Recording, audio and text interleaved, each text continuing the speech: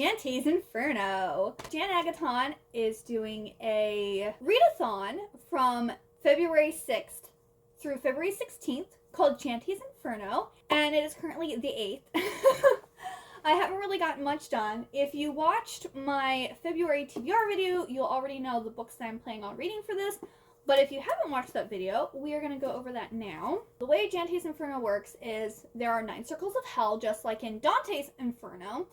And you have to read books that match those prompts to get out of hell, essentially. We are allowed to double up prompts as long as they are right next to each other and as long as it's not the first circle of hell. So I have doubled up every prompt except for circle 1. For circles 8 and 9, I will be reading Until the World Falls Down by Jordan Lynn. Here, I'm reading it on my Kindle. This is a KU book and is inspired by Jim Henson's The Labyrinth, which I love that movie. So I'm already 12 chapters into this. I started reading that, I think, on Thursday. And it is, for the prompts, prompt 9 is Betray Your Physical TBR, which is like read a library book or other format. KU is another format, and I don't own the book. And then prompt number 8 is a book with a dark cover, and clearly that was a dark cover. And this is about this woman who has this book is so silly. It's like kind of cringy silly, but like I'm also loving it. So we have this girl, or this woman, she's 28 years old, and she thinks her boyfriend of 2 years is going to propose to her. And it turns out he actually proposed to her sister, her twin sister, and used her money to buy the engagement ring for her sister. And her sister's wearing her dress. It's a very messy thing, and like the main girl character is getting on my nerves a little bit because she keeps on like thinking about her ex-boyfriend. It's like, did we actually break up? He freaking is engaged to another woman. Yes, you broke up. And then she's like, I wonder if he misses me. No, he doesn't. Or he wouldn't have proposed to another woman. Later that day, when, she's all upset and she doesn't know why no one loves her and why everyone leaves her, she ends up meeting this guy in a bar, and she ends up in this other, I guess, like world or place or whatever, in this castle that is a labyrinth. And so the guy is like, I want you to be my lover. I want you to stay here forever with me. And she's just like, no, I want to get out. So she has to complete the labyrinth and be set free, or if she fails, she becomes a mindless servant. And like she's going around and she's actually ending up in other people's challenges to escape the labyrinth and like helping them to succeed. And like she's being treated differently, and like the king keeps on showing up. I guess he's a king. They haven't really said what he was. They just say it's his labyrinth. But the guy whose labyrinth it is just keeps on like showing up and talking to her and giving her new clothes and trying to like convince her to like sleep with him, essentially. And then also at the same time she found this thing, and it's like I guess it's a heart. I'm pretty sure it's his heart. Like every time she's helped someone complete a challenge, another ruby shows up in the heart, and he's been getting his emotions back. So I'm pretty sure she found his heart and she's like rebuilding it. It's a pretty stereotypical, straightforward. I don't think there's really anything that can be spoiled about it because it's a generic, cringy, like romantasy book. I'm really enjoying it though. And then for prompts 6 and 7, or circles 6 and 7, I'm reading Onyx Storm. I have the audiobook for this. I am currently on chapter 16, page 136. So I don't know if I'm completely going to listen to the audiobook or if I'm going to like jump back and forth in between. But I actually started this book before the readathon, and like romantasy with dragons. Like if you don't know what Onyx Storm is, where have you been? But yes, this is circle 7 is book with violence. This is set in a war college. There's a war going on, fighting each other, like lots of violence. And it's a hot pick, which is circle 7, popular and or trending book. I think this is probably the most trending book. Like I actually saw a statistic that said that this book is the fastest selling adult book in 20 years. And in the first week, it grossed $2.7 million. Rebecca Yarros is doing just fine.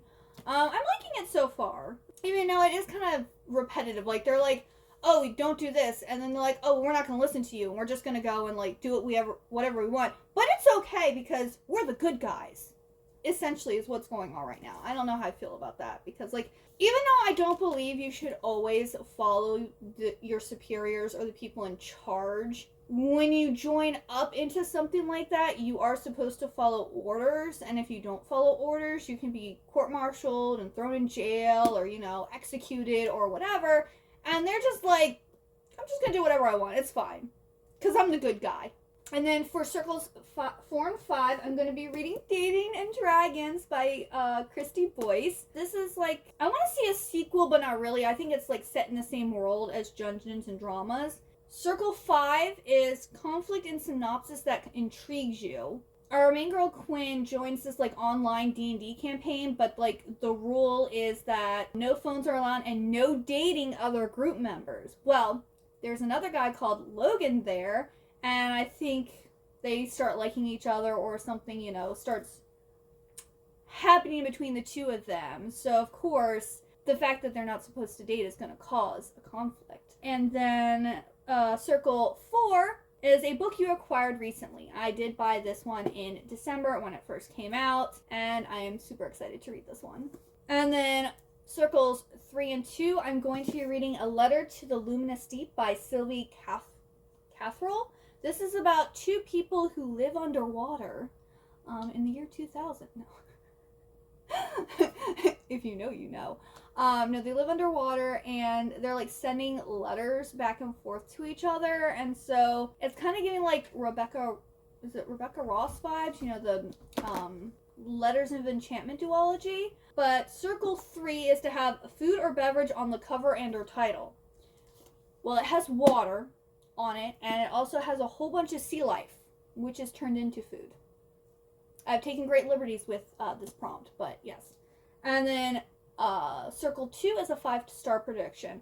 I'm honestly really bad with 5-star predictions, because I'll be like, oh wow, this sounds amazing, and then it just doesn't work for me. This one I kind of bought on a whim though, and sometimes when I buy stuff on a whim, they end up actually, I liking them better than books I'm excited for. So this might end up being a 5-star. You never know. It is a beautiful book, and there is a sequel coming out, so I also wanted to get this read before the sequel comes out to see if I want to buy the sequel. Circle 1 is one more book, can't double up, and that I'm going to decide at the end, after I finish all these other books, what I'm going to read, because if these take a really long time to read and I like hardly have any time left, I'm going to probably pick up a manga, or maybe Sean McGuire's newest one, was it Wayward Children's series book, the Adrift in Currents Clean and Clear, or something like that. We'll see how quickly I can get these done, but Onyx Storm I think is going to take the longest to read, so it's going to be really based on how long it takes me to read that one. And I'm also participating in Polarthon, so I'm listening to a different audiobook right now for that readathon, and I'm almost done with that one. I have like an hour-ish left, so I want to finish that before I continue listening to Onyx Storm. But yes, that is what I am planning on reading. Those are the plans, and I need to get to it. So I just finished reading Until the World Falls Down by Jordan Lind, and I gave it 3 stars. It was really long. It's like 545 pages, and it shouldn't have been that long. It also had way too many sex scenes. I would say, the last 2 big sex scenes, I was just like, I'm just reading the dialogue and gonna move along, because like, there was just too much. There was just too much. Overall, I thought the story was really good. It was very hopeful. It looked at the different aspects of love, like the different types of loves that you have in your life. And, you know, it talked about making sure that you don't just accept love from someone, that you should find love that you deserve, pretty much. And to cut out people who don't actually love you and only are using you. So it was a very, like, hopeful story. And I think if someone was struggling with, you know, why does no one love me? Why can't I find love? Etc., like, this book might really talk to you and really give you a hopeful perspective for the future. So I like that aspect of it. It is going to apparently have a second book, but I don't think I'm going to read it. Like, the story was really good and really enjoyable, but again, just too long and too much smut. Like, and I think it wrapped up where it doesn't really need a second book either. So, I mean, it talks about getting revenge or like whatever, but I'm like, that might be fun to read, but at the same time, this book also focused a lot about how you shouldn't take revenge and like how you should do things differently. And so I'm like, okay, so we talk about that in the book, and then it sounds like the next book is going to be about getting revenge. You know, I don't know how that really works. So yeah, that's my thoughts on that book. And then I am changing the book for circles 7 and 6, which were a book that had violence and like a hot pick.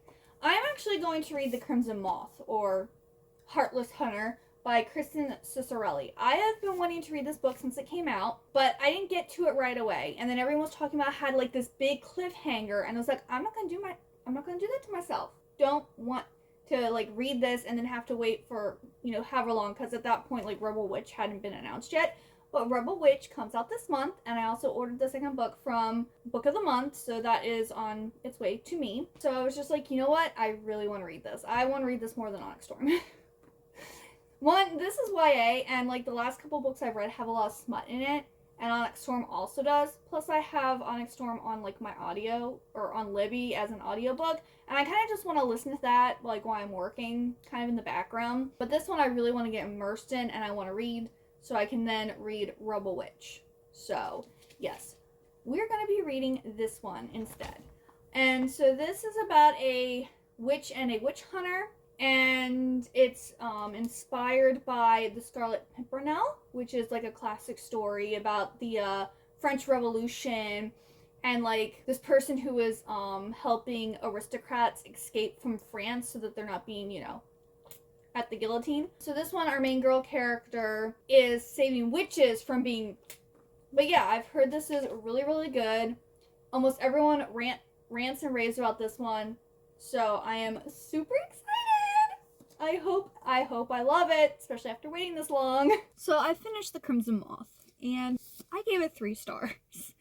I honestly don't get the hype for this book.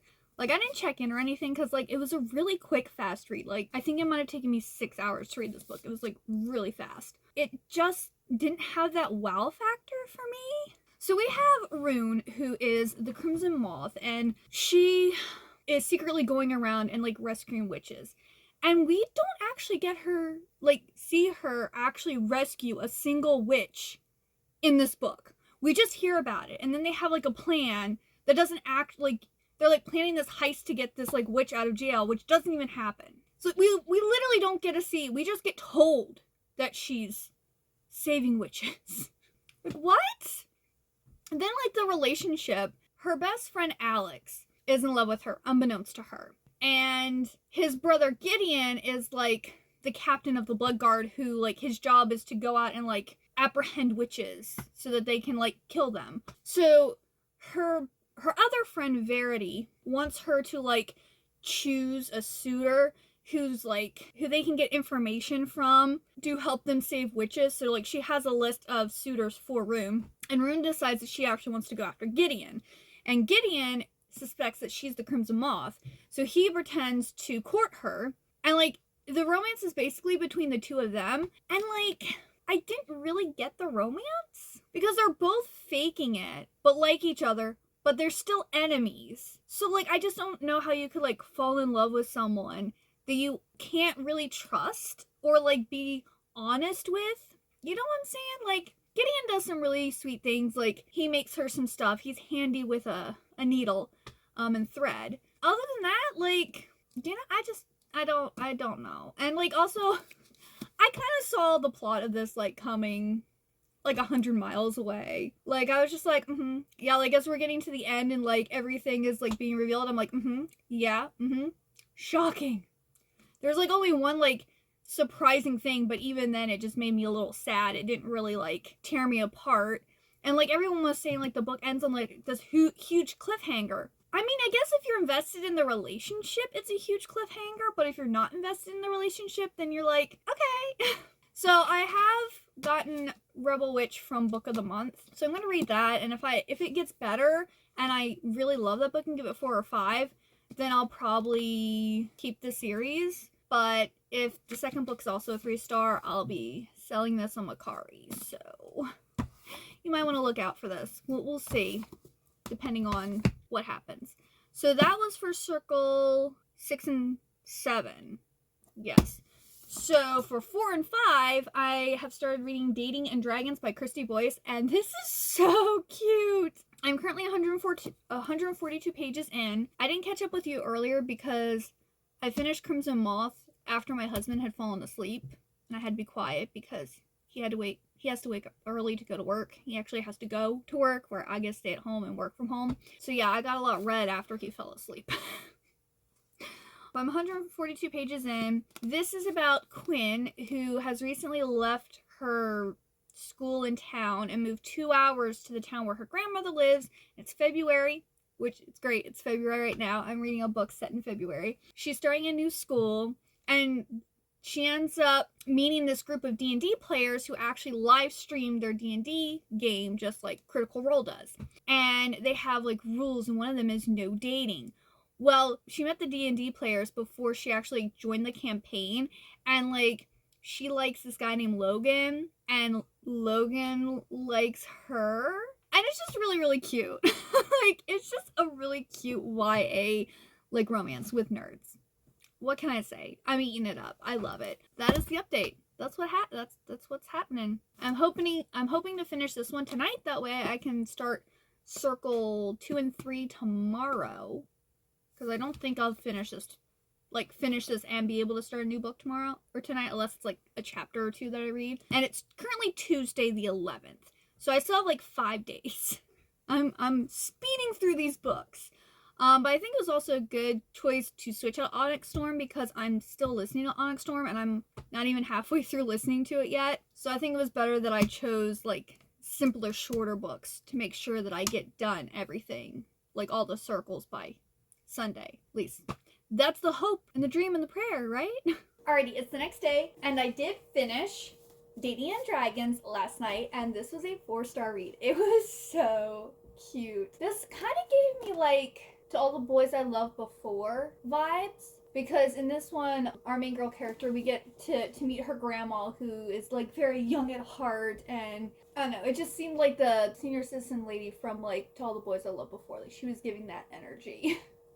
So I really liked the grandma on this. I really liked the couple.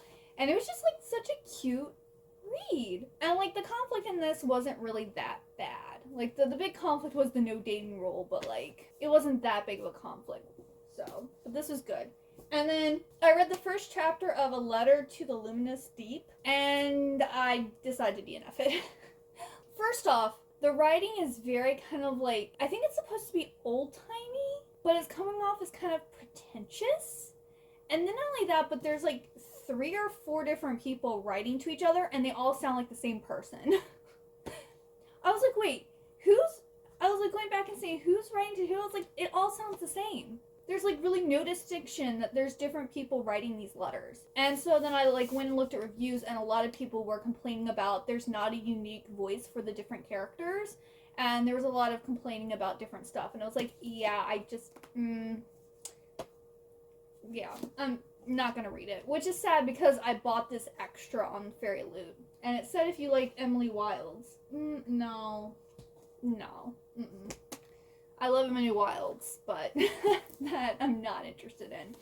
So I still needed to read a book for Circles 2 and 3 that has food or beverage on the cover and, 5-star prediction. I actually found another book that has food on it. So I got Daydream by Hannah Grace. If you look here in the background, there's like trays of like cookies and maybe some other like dessert treat thingies. So yeah. This does have food on the cover. I didn't have to stretch for this one. I've never read Hannah Grace before, and our main girl character loves reading, and she's wearing a Taylor Swift cardigan. So this might be a 5-star read. I'm currently 79 pages in, and I'm liking it. I'm not obsessed with it, so I'm not really sure if it's going to be a 5-star or not, but we have Hallie, who is like the eldest daughter, and so she's a people pleaser, and she doesn't really have many friends, and she had a boyfriend who she was basically, setting all of her wants and needs aside for him. And at the beginning of the book, he breaks up with her and she's just like, okay. And he's like, you're not upset? And she's like, well, no, I think we're better as friends. And so he gets all mad and whatnot. And then all of their friends were actually his friends, so like now she doesn't have any friends. So she's trying to, like, I guess, make friends and discover the things that she likes and the things she enjoys and kind of live her life for herself instead of others. And then we have Henry, who is our male love interest, and he is a hockey player. And he has, in the beginning of the book, Hannah Grace says that he doesn't actually get diagnosed with anything. So I can't actually say that he has something, but he comes off as having ADHD. So that's the vibes he's getting. He's neurodivergent in some way. He just doesn't actually have a diagnosis. And Hannah has a younger sister who has actually been diagnosed with ADHD. So her and Henry end up meeting, and she ends up annotating one of his books for him, and then she helps him like write an essay for his class. And so because she helps her little sister tutor and knows what works for her little sister, she's able to implement that to help Henry also like study or whatever. And he thinks that she's beautiful, and she's in charge of a like romance book club, and she's trying to write a book. So that's kind of the gist right now. And it seems like Henry is just wanting to be a good captain and to do well in school. Like that's his focus right now.